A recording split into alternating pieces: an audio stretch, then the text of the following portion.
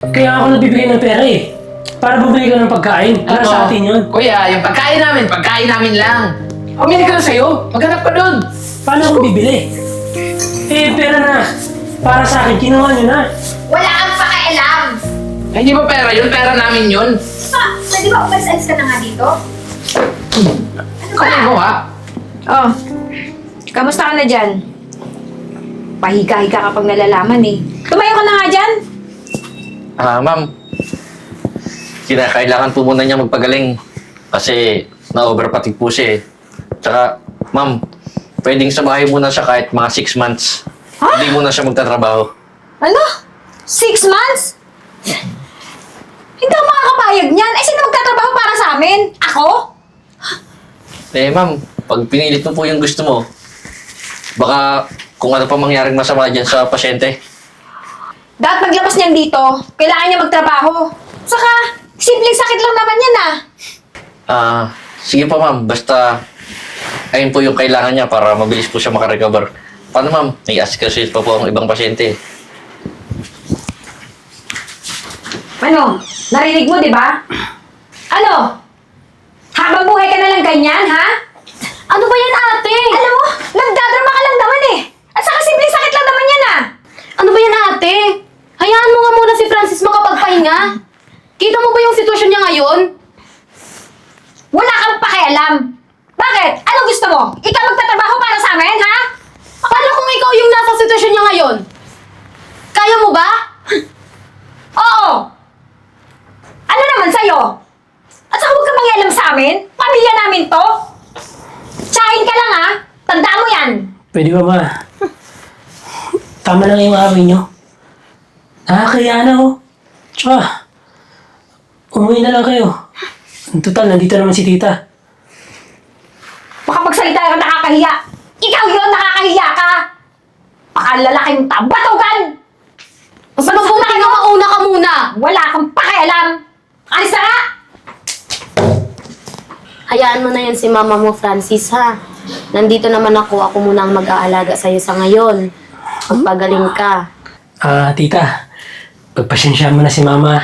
Hindi, Francis. Pagpasensyahan mo na yun si mama mo. Okay lang yun, ha? Sa ngayon, ako muna ang mag-aalaga sa'yo. Magpagaling ka kaagad. Maraming salamat, tita. Wala yun. Huwag mo nang alalahanin yun, ha? Tita, kung pwede, pumunta ka muna sa cashier kasi sabi ni Doc kanina, baka bukas pwede na akong mauwi. O sige, pupuntahan ko ngayon. Mag-relax ka na dyan, ha? Sige po, tita. Sige.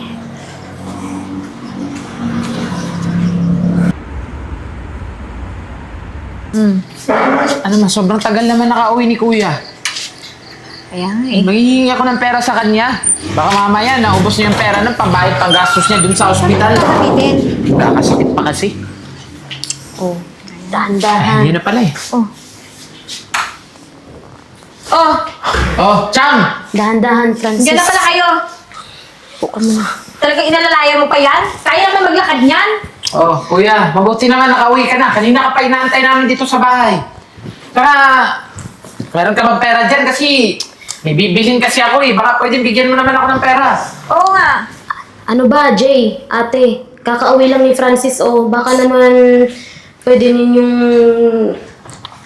Ang ibig mo sabihin, Chang, konsiderasyon, Jay. alam mo, Chang, dami mo sinasabi. Hindi ka naman kinakausap namin, si Francis naman eh. Oo nga naman. Saka ikaw, ba't ka mo nangingialam sa amin, ha? Ate, concern lang ako kay Francis. Concern? Hindi na tama yung ginagawa niyo eh. Ang sabihin mo, gusto mo rin ng pera? Ay, Chang, nagbabala ka bang tumakbo ng, barangay captain? Huwag kang mangialam dito ha, kung ano ng mga pinagsasabi mo. Hindi ba tama na? Pwede ba nga si tita eh? May malasakit sa akin. Ikaw nga. Diba puro pera yung naman nabibig mo? Natural! Paano kasi lahat inaasa nyo sa akin? Aba, kapal naman ang mukha mo sumagot-sagot sa amin. Hoy, ikaw na nga itong nagkasakit. Ikaw pa itong may ganang magkaganyan sa amin. Ay, alalahanin mo ha, munti ka na mamatay oh. Ganyan pa rin kasama yung ugali mo. Alalahanin mo, magbibigay ka ng pera dapat sa amin. Hindi yun, dami yung pang sinasabi. Akin na yung pera. Jay, bastos ka na ha. Kuya mo pa rin yan. Ang taas-taas ng boses mo, mas nakakatanda pa rin sa'yo yan. Ay, naku, Chang, sorry ha. Ay, pasensya na ma. Meron na pala santo dito, oh. Alam mo, sa totoo lang, kung tumatahimik ka, di sana walang gulo. Ba't ka kasi, dada ka ng dada dyan? Alam mo, Chang, alalahanin mo rin na nakikitira ka lang dito kaya huwag kang sabat ng sabat. Ang gusto mo, ha? Palayasin kita dito? Kaya nga. nangingi ka dyan, ha? Makakalad ka rin kita sa labas. Gagawin kitang bola doon. Pwede mo tama na. Sige na. Papahinga na ako. Teka nga, asan ang pera? Saan yung pera? Pera yung sinasabi namin. Ano pera? Hindi ako galing sa trabaho. Galing ako ng ospital. Oh, Eh yun na nga, alam namin yun, pero kailangan namin ng pera. Ora mismo, kasi gagamitin namin. Alam mo naman na wala kaming trabaho, di ba? O sasabat ka na naman. manahimik ka. At saka, alam mo, o ano kakainin mo? Di ba? Kaya alam mo, ang umiikot dito sa mundo, pera. Kung wala tayong pera, nga o nga. Pwede ba ma? Siya naman yung utusan nyo. Siya yung utusan nyo maghanap ng trabaho. Hindi ako kargador, ha? Hindi ako marunong magtrabaho. Alam mo yan, laking bahay lang ako. Eh ma, yung pera na sa savings ko, kailangan ko pang maintenance ko yun eh. Panggamot ko. Eh di yun yung gagamitin namin. Ibigay mo sa amin. Tapos ang usapan, hindi tayo nagkakagulo ngayon. At saka kaya mo naman pumasok ka. Alam mo naman, Francis, hindi naman yan ano. Hindi naman critical yan eh. Buhay ka pa nga eh. Eh di sana nasa ICU ka. Okay lang sana. Eh nakauwi ka pa na ng bahay. Ligtas ka pa naman. Aka na nga. Alam mo, sa oras na gumaling ka, magpagaling ka agad. Kasi kinakailangan mo magtrabaho. Kunin mo ang pera. Asan na? Walang may bibigay si Francis na pera sa inyo dahil hindi siya galing sa trabaho. Alam mo, Chang, wala kaming gana makipag-usap Kaya lang sa'yo, manahimik ka dyan. Gusto mo sampalin kita dyan, ha? Ito ma'am, dito lang pala yung pera eh. O, ayan, kunin mo na. O, ayan. Oh, Chang, sige na. Iakyat mo na yung baldada mong ano. Pamangkin. Saka bantayin mo siya hanggang umaga, ha? Huwag kang aalis doon. Tara na Francis, hayaan mo na yan sila.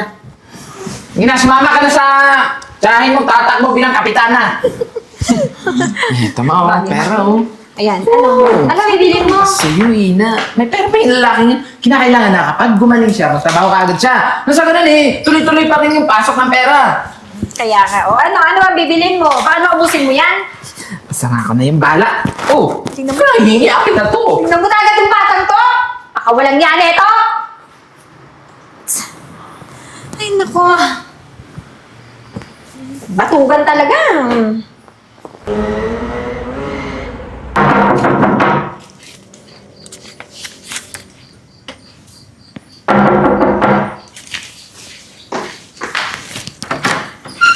Sino po sila? Ay, Ay, magandang gabi po. Katrabaho po ako ni Francis. Pinapunta po ako ng boss ko para idaan po tong tulong ng company para po sa kanya. Naku sir, maraming salamat po talaga. Kasi kailangan ko talaga to ni Francis eh. Bali ba? Sino yan? Hi sir. Good evening ma'am. Bali sa company po ako, kasama ko po si Francis. Pinadaan po ako ng boss ko dito para Ano yun? magbigay ng konting tulong po. Wala to. Wala. Aba. Ma'am, mauna na po ako Okay, sige, sige. Kasi nagmamadali Salamat, din po ako. Sige pa. Sige po. Sige po sir, thank you po. Marami ng pera ka. Ate, akin na nga yan. Para kay Francis yan. Wala kang pakialam. Anong wala kang pakialam? Kung ikaw wala kang pakialam sa anak mo, ako meron akong pakialam bilang tiyahin niya. Ikaw, namumuro ka na sa akin eh. Eh, ba't ka talaga ano? Kailangan ni Francis yan. Shopping ko to. Yan. Shopping ko to. Uy! Chang! Hindi alam ka. Ano to? Gumugulo ka na naman eh. Gumagawa ka na naman ng eksena eh. Jay, yung pera na yan, pambili ng gamot ng kuya mo. Pera? Asan na eh? May pera? Ay, natanda eh. Buti na lang na sa'yo. Ay, Kinukuha ba naman niya? ikaw ha? Gusto mo rin ng pera? Sorry ka, amin to. Hindi ko kailangan ng pera, ate. Concern ako kay Francis. Pambili niya ng gamot yan. Eto nga, si mama nga yung maghawak ng pera kasi bibili namin ng groceries dito sa bahay. Pumunta po ba dito si Sir Marlon? Kasi nag-text ka kasi sa akin. Oo, Francis, Yung pera dumating. Wala. daw, binigay na. Wala. Wala. Wala. Yung pera na yon, kinuha ng mama mong mukhang pera. Wow! Makapagsalita ka! Ba't ikaw, hindi ka ba mukhang pera? Ba't nandito ka?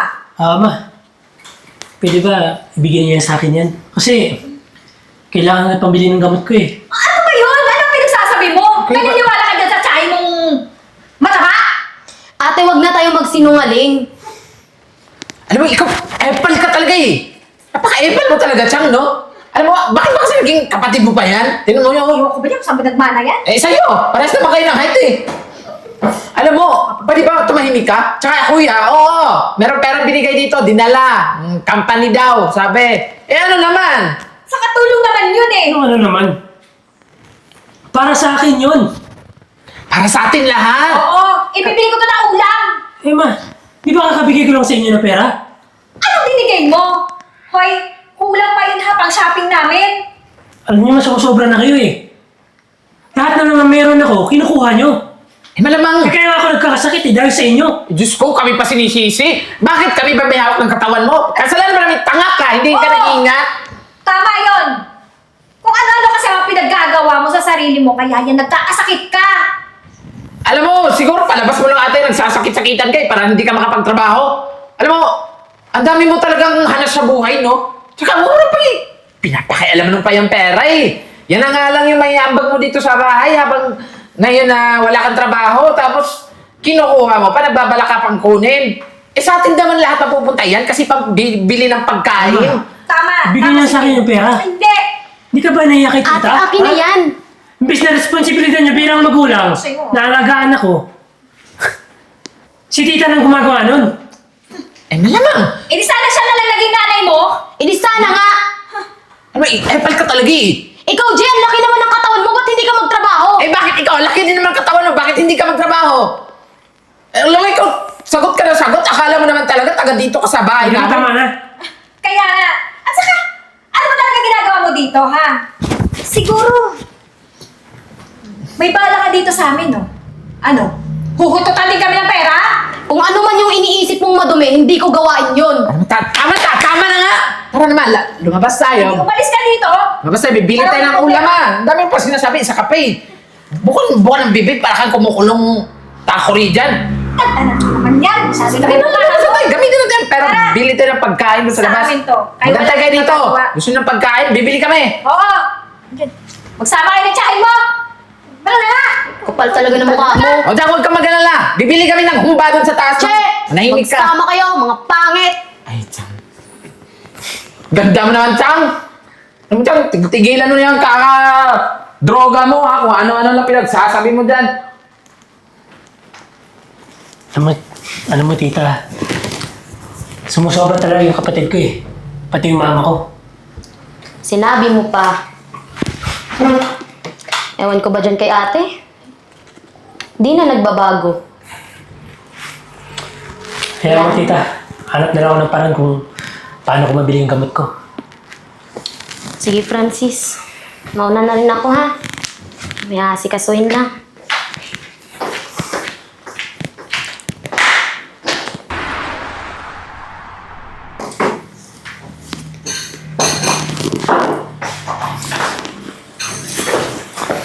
Oh, ma. Ito mo ako pinamili ko. Tumalun pa. Pinamili ko dun sa may tindahan sa unahan. Ako. Hindi lang tayo nakakabili ng ganito. Ano ka lang binili na Mabuti na lang, meron na tayong pera, no? Kaya. Kung kumain ka na, oh. Alam mo, sarap niyo.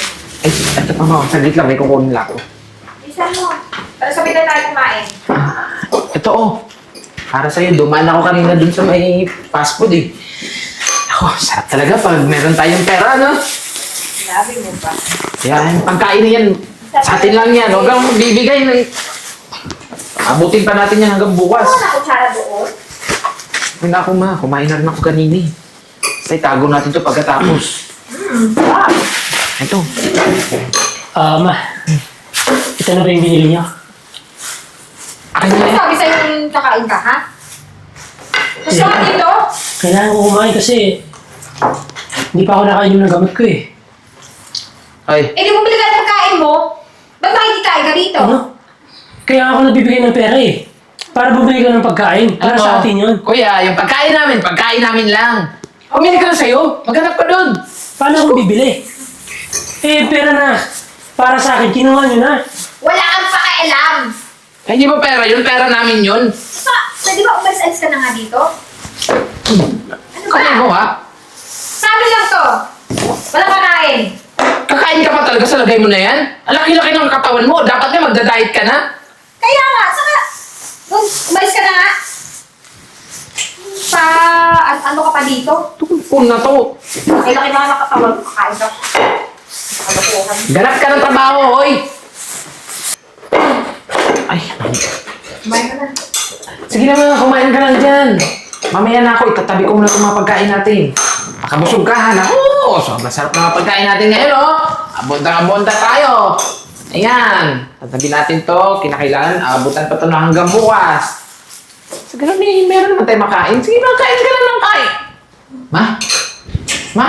Ayos ka lang ba? Ma? Ano yan? Ano yan? Ano man nilulok mo? Ma, ano ba kinain mo kasi? Ano kung ano sinusubo mo eh? Ma, ano nangyari sa'yo? Ma! Bakit kulay puti? Tulong! Kuya! Kuya, tulungan mo kami si nanay! Ate! Sige, ano nangyari? Hindi ko alam eh kung ano kasi nilulunok eh. Tinan mo, nilabas na lang sa bibig ko ano. Dali na natin siya sa Kinakain kasi. ospital! Ma, ayos ka lang ba, ma? Maboy! Tayo mo dali! Tayo ka! Itayo mo siya, Jay! Itayo mo siya! Dali ma! Tayo ka! Dali! Dali ma! Kumakamang mula siya!